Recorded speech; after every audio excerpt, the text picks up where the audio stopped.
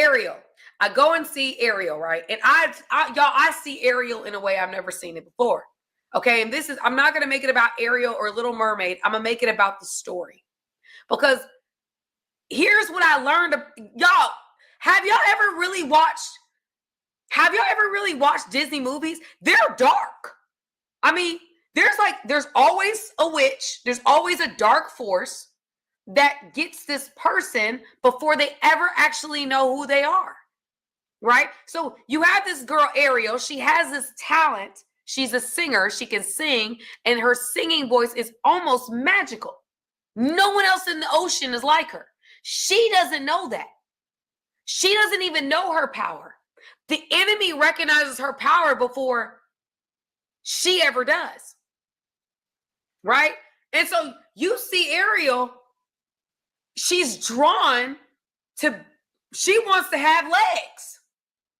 Right? That's what Ariel wants to do. Ariel want to walk, she want to be a human. Right? And the problem is that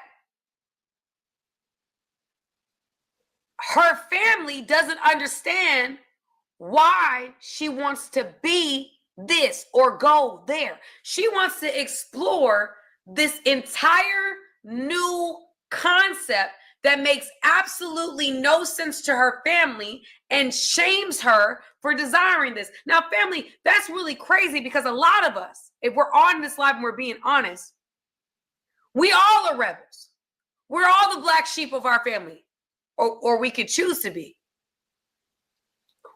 We've been called to do something nobody else in our family has ever done. We are the generational curse breakers. We are the ones that have been chosen by God to do something different in a different way. And the enemy knew before we ever did who we were supposed to be. And so he gets to us immediately. Childhood.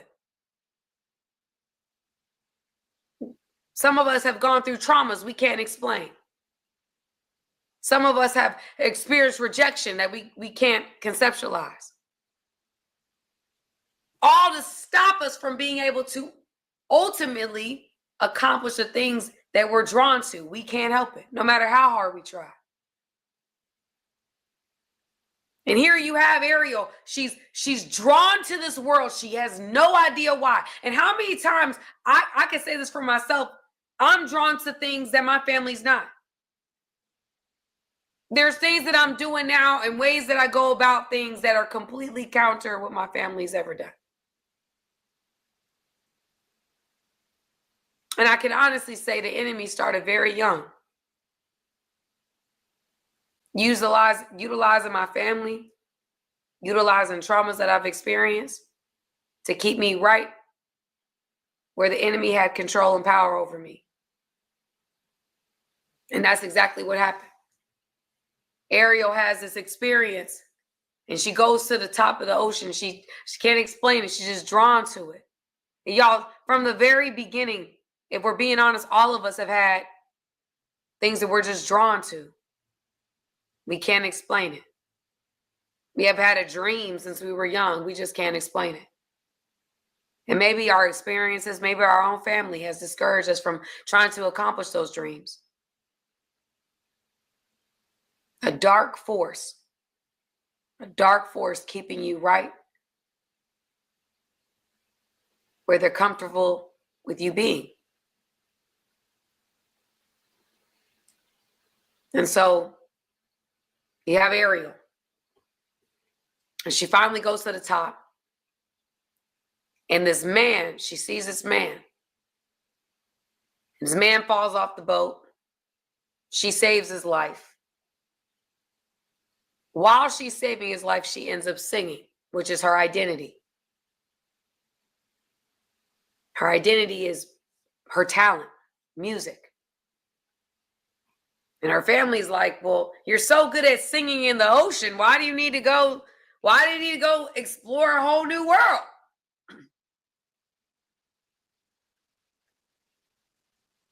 He's like, you so good at this. Why do you want to do that? Why are you so drawn to that? That don't make sense to us. Just stick with what you're good at. Don't worry about the other thing. But you're just drawn to this. You can't make sense of it. This is your passion. This is who you are.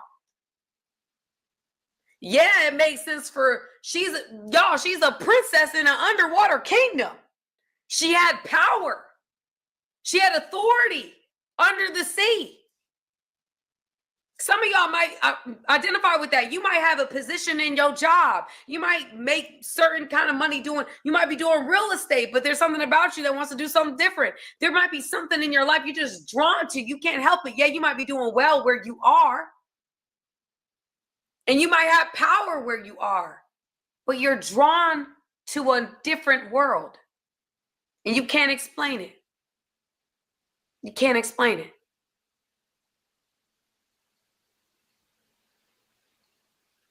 Can't explain it. And so you see her battle with herself because, yes, she has this great life where she is. But there's a part of her that wants to be somewhere else, and she can't ignore it. Yes, she was raised by mermaids, but she want to be a human.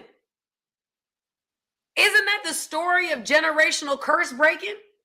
Your family's always done it one way. Maybe your family's never been married. Maybe your family has never had stable mom, dad figures in the household, and now you have the opportunity to do it. Maybe your family has never really broken generational curses as it relates to finances and managing those things well. Maybe your family has limited themselves and where they move, they only stay in one area. They never go anywhere else. Maybe your family has done things and they just sweep things under the rug. Everybody doesn't address the things that are really going on. Maybe there's things, abuses that are happening and they don't really speak on it, but you're the one who's going to speak on it. You're the one who's going to address it. Maybe your family has always been unforgiving and you just never get over things, but this is a different time. Maybe your family has always just allowed things to happen, but now you know you've been called to do something different. That's exactly what this is. She is being put in a position to do something different, to explore a whole new world, a different way. And it doesn't make sense to anybody else, doesn't have to. And so now she goes to the top. She has this experience. Her daddy finds out. Her dad's like, no. In protection mode, he's like, nah. I'm not going to allow that to happen. So he shuts it down. He's like, no, you're not going to the top. Them humans are ingrates or whatever the case may be. And so she does what? She tries to figure out her own way. And who's there to help her find out her own way? The enemy. The enemy right there, y'all. You see it in the movie? As soon as her dad shuts her down and says, not now, and she wants it now, here, y'all, you have to get the revelation in this. She wants to be with that man now. Her daddy says no. She then is approached by a demonic force, a witch, Ursula, who then propositions her with saying, hey, I see you like that man, because the enemy watching us, family. You got to know that. The enemy's watching. Ursula didn't approach Ariel in the beginning. She approached Ariel when Ariel was vulnerable. Like the serpent did to Eve. Come on, Apophis. Yes. Think about it in your own life. The enemy don't come at you at the top. He waits a while. He waits to, I'm away. And now I'm gonna strike. He waits till you're vulnerable. You have a very, very real enemy. All right. So a lot of times, y'all, the enemy isn't gonna come at you looking like the enemy. He's gonna look at you like an opportunity. And that's exactly what the enemy looked like to Ariel. The enemy looked like an opportunity. An opportunity for her dream to finally come true. Family, think about what we see today in today's news. You know, we see a trial that's playing out. I'm not going to go into specifics, but we see a trial that's playing out. How many women, how many people thought that that was an opportunity? How many people in the trial that is we see going live now? How many people thought that that was an opportunity? They exchanged their identity for an opportunity, a shortcut, a way for their dream to be realized. Here's the thing. Here's the thing. The only way Ariel could get legs, because that was her dream, she wanted to be a human, she had to exchange her identity, her voice. She had to exchange her voice for her dream. She exchanged her identity for her dream. She compromised a finite part of herself, a part of her that was the foundation of who she was. She had to sacrifice that for her dream.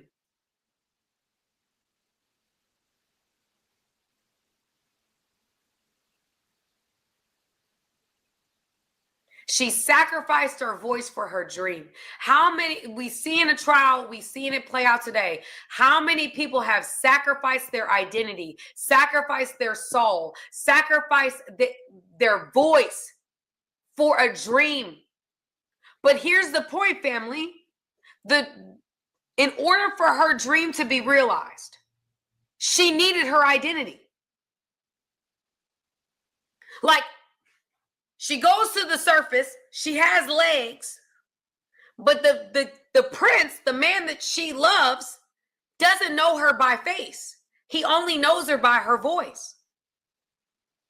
So now she done sacrificed the one thing that her mate or this man would identify her by. So now I can't even walk into purpose, because the only way I can unlock purpose's door is if I'm me and my identity is with me. But so many of us sacrifice, compromise our identity, our voice, our being. We make a deal with the devil because the devil's rewards are instant fame, instant money, instant accolades. But long term, your soul is sold. We've heard in this case that people have had $20 to $50 million, and they would have given it all away to not experience what they've experienced when they gave up their soul for a dream. We have to understand that, guys, what we've made popular with OnlyFans, with all these different things, is a way we compromise our identity. We sacrifice a part of ourselves to accomplish a dream. That dream may be financial security. That dream may be status. That dream may be, maybe you have other things that you're working on. Some part of yourself that you have to sacrifice. You have to compromise. You have to give up. And when you give up that, you're not giving it up to God. You're giving it up to the enemy. I said this on a million lives, and I will say it again. You always compromise with a counterfeit. That was a counterfeit opportunity from Ursula. Why? It was a counterfeit opportunity because she had to compromise a part of herself, a part of her identity, in order to get the dream. When it comes from God, you don't have to compromise who you are. In fact, who you are will be a integral part,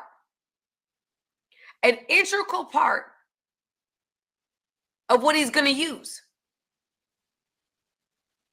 What does it gain a man? Thank you, Eternal Anubis. What does it gain a man to gain the whole world and lose his soul? Family, when you look at these movies, when you look at Aladdin, when you look at Little Mermaid, when you look at any of these movies, all of them are approached the same way. The enemy knows who they are before they do. He sees them in a weak moment. He propositions them with a counterfeit opportunity in order for him to take their power, not because he wants their power, because he wants ultimate power. And so he gives them this counterfeit opportunity. He says, hey, here's your dream. Give me that and I'm going to give you your dream. And a lot of the characters, they give it up. And they end up in a war trying to get back the very thing that they gave away because they did not understand its power. Take Aladdin. Aladdin feels like he's not good enough on his own, although he was already a chosen one. That's the way he got into the cave. But this sorcerer knew he had this power. So he sends him into the cave. He has access to this genie. And now he puts on this production to become something he's not, to impress someone that wouldn't be impressed with him anyway. She needed him. His identity was the only way he had access to the thing that he thought he couldn't have access to without performing. That's what Ariel did. That's what Cinderella did. That's what all these characters have in common. What they have in common, family, and I hope you hear me, is that all these characters thought they had to become something in order to achieve something. That all these characters felt like they had to abandon a part of themselves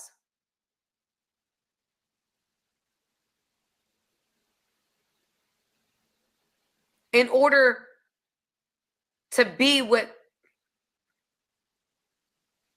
they dreamed of. And they didn't. Because when it's a God dream, the only way you can access a God dream is by being unapologetically, authentically you.